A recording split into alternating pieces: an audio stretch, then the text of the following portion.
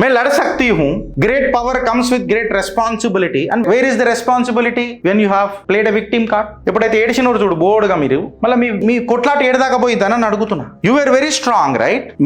మీరు నా ఇష్టము, నేను ఇట్లనే ఉంటా, దిస్ ఈస్ మై ఫ్రీడమ్ అని చెప్పి గాగా గోగో గ్రిగేరియస్ మాటలు మీరు మాట్లాడతారు కదా.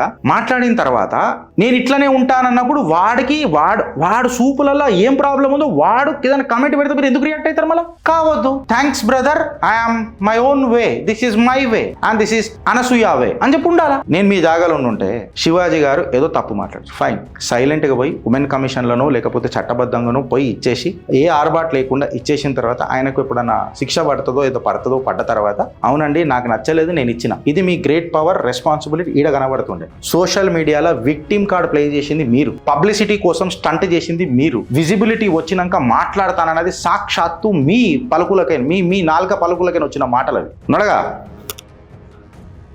మీ లాంగ్వేజ్ టీట్ ఏముందో మీరే చూసుకోరు, దాని మీద కింద కమెంట్స్ చూసుకోరు ఏమని ఉన్నాయో. నిండుగా బట్టలేసి అని అనడం కూడా వివాదాస్పద వ్యాఖ్యలు అనే రోజులు వచ్చాయి. కింద కమెంట్ చూసుకో అన్ని నెగటివే అని చెప్పి ఇట్లా కూడా పెట్టిండు. నేను కూడా మీకు పెడుతున్నా. లాస్ట్కి ఏమైందంటే